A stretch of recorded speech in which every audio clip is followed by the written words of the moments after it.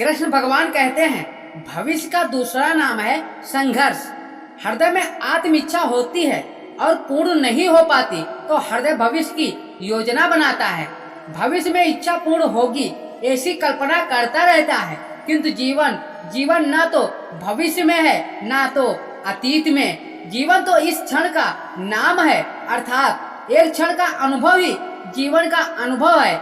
हम जानते हुए भी इतना सा सत्य समझ नहीं पाते, या तो बीते हुए क्षणों को घेर कर बैठे रहते हैं या फिर आने वाले समय के हम योजनाएं बनाते रहते हैं और जीवन बीत जाता है एक सत्य पर। यदि हृदय में उतार ले, ना हम भविष्य देख सकते हैं ना ही भविष्य निर्मित कर सकते हैं। हम तो केवल धैर्य और साहस के साथ भविष्य को आलिंगन दे सकते हैं, स्वागत कर सकते हैं। भविष्य का क्या जीवन का हर पल जीवन से नहीं भर जाएगा? स्वयं विचार कीजिए, कभी कभी कोई घटना मनुष्य के जीवन की सारी योजनाओं को तोड़ देती है। मनुष्य उस आधार को केंद्र मान लेता है। क्या भविष्य मनुष्य के योजनाओं के आधार पर निर्मित होते हैं? नहीं। जिस प्रकार किसी ऊंचे पर्वत पर सर्वप्रथम चढ़ने वाला व्यक्ति उस पर्वत की ऊंचाई पर बैठकर योजना बनाता है, वही योजना उसको पर्वत की चोटी पर तक पहुंचाती है। नहीं, वास्तव में जैसे जैसे ऊंचे चढ़ता है वैसे वैसे नई नई चुनौतियां, नई नई विडंबनाएं, नए नए अक्रोध मिलते हैं। प्रत्येक पद पर वह अपने पद का निर्णय करता है। प्रत्येक पद पर अपनी योजनाओं को बदलना पड़ता है, क्योंकि पुरानी योजना उसको खाई में धकेल दे। वह पर्वत को अपने योग्य नहीं बन पाता, केवल स्वयं को अपने पर्वत के योग्य बना सकता है। क्या जीवन के साथ भी ऐसा ही है? नहीं। जब मनुष्य जीवन में किसी एक चुनौती को, एक अक्रोध को अपने जीवन का केंद्र मान लेता है, अपने जीवन की गति को रोक देता है, वह अपने जीवन में सफल नहीं बन पाता, ना ही सुख और शांति प्राप्त कर पाता। अर्थात अपने जीवन को योग्य बनाने के बदले स्वयं अपने जीवन को योग्य बनाना ही सफलता और सुख का एकमात्र मार्ग नहीं।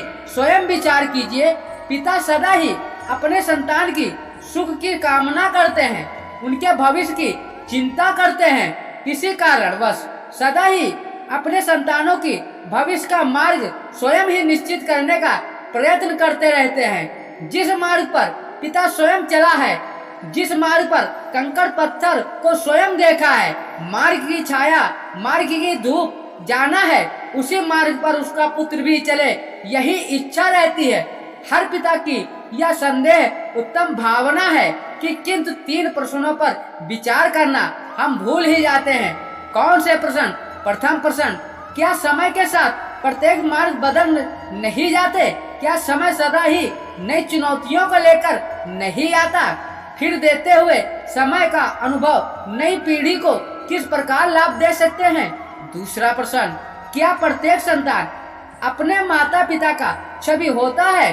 हाँ, संतानों को माता पिता अवश्य संस्कार देते हैं, किंतु भीतर की क्षमता तो ईश्वर देते हैं। जिस मार्ग पर पिता को सफलता मिली है, विश्वास है उसी मार्ग पर उसकी संतान को सफलता और सुख प्राप्त होगा। तीसरा प्रश्न, क्या जीवन के संघर्ष और चुनौतियां लाभकारी नहीं होती? क्या प्रत्येक नया प्रश्न नए उत्तर का द्वार नहीं खोलता? तो फिर संतानों को नए नए प्रश्न और चुनौतियों से दूर रखना या उनके लिए लाभ करना कहलाएगा या हानि पहुंचाना। अर्थात जिस प्रकार संतान के भविष्य का निर्माण करने से बदले उसके चरित्र का निर्माण करना श्रेष्ठ है, वैसे संतानों का जीवन का मार्ग निश्चित करने के बदले उन्हें नए संघर्षों के साथ जूझने के लिए मनोबल व ज्ञान देना अधिक लाभदायक नहीं होगा। स्वयं विचार कीजिए, जीवन का हर क्षण निर्णय का क्षण होता है। प्रत्येक पद पर, दूसरे पद पर विषय में कोई दूसरा निर्णय करना ही पड़ता है। निर्णय अपना प्रभाव छोड़ जाता है। आज किए गए निर्णय भविष्य के सुख अथवा दुख निर्मित करते हैं, न केवल अपने लिए, अपने परिवार के लिए भी, आने वाले पीढ़ियों के लिए भी। जब कोई दुविधा सामने आती है तो मन व्याकुल हो जाता है। अनिश्चित से भर जाता है। निर्णय का उत्संग युद्ध बन जाता है और मन बन नहीं पा जाता। युद्ध भूमि अधिकतर निर्णय हम दुविधा का उपाय करने के लिए केवल मन को शांत करने के लिए लेते हैं। पर क्या कोई दौड़ते हुए भोजन कर सकता है? नहीं। क्या युद्ध से जूझता हुआ मन कोई योग्य निर्णय ले पाएगा? जब वास्तव में शांत मन से निर्णय करता है तो अपने लिए सुखद भविष्य बनाता है। किंतु अपने मन को शांत करने के लिए जब कोई निर्णय करता है तो वह व्यक्ति भविष्य में अपने लिए कांटों भरा वृक्ष लगाता है। स्वयं विचार कीजिएगा। सबके जीवन में ऐसा प्रसंग अवश्य आता है कि सबके कहने का निश्चय होता है कि हृदय में, किंतु मुख से शक्ति निकल नहीं पाता। कोई भय मन को घेर लेता है। किसी घटना और प्रसंग के बारे में बात करना या स्वयं से कोई भूल हो जाए उसके बारे में बोलना क्या यह सत्य है? नहीं। या तो केवल तथ्य अर्थात जैसा हुआ था वैसा बोल देना शर्म आने सी बात है। कभी कभी उस तथ्य को बोलते हुए भी भय लगता है। कदाचित किसी दूसरे के भावनाओं और विचार आता है, मन में दूसरों का दुख होगा, भय भी यह शब्दों को रोकता है। तो यह सत्य क्या है? क्या हमने कभी विचार किया है जब भय रहते हुए भी कोई तथ्य बोलता है तो वह सत्य कहलाता है? वास्तव में सत्य और नहीं केवल निर्भयता का दूसरा नाम निर्भय होने का कोई समय नहीं होता, क्योंकि निर्भयता आत्म का स्वभाव है। अर्थात प्रत्येक क्षण सत्य बोलने का क्षण नहीं होता। स्वयं विचार कीजिए। जीवन में आने वाले संघर्षों के लिए जब मनुष्य स्वयं को योग्य नहीं मानता, तब उसको अपने ही बल पर विश्वास नहीं रहता, तब सब गुणों को त्याग कर दुर्गुणों को अपनाता है। मनुष्य के जीवन में दुर्जनता जन्म तब लेती है जब उसके अंतर में आत्मविश्वास नहीं होता। आत्मविश्वास ही अच्छाई को धारण करता है। यह आत्मविश्वास है।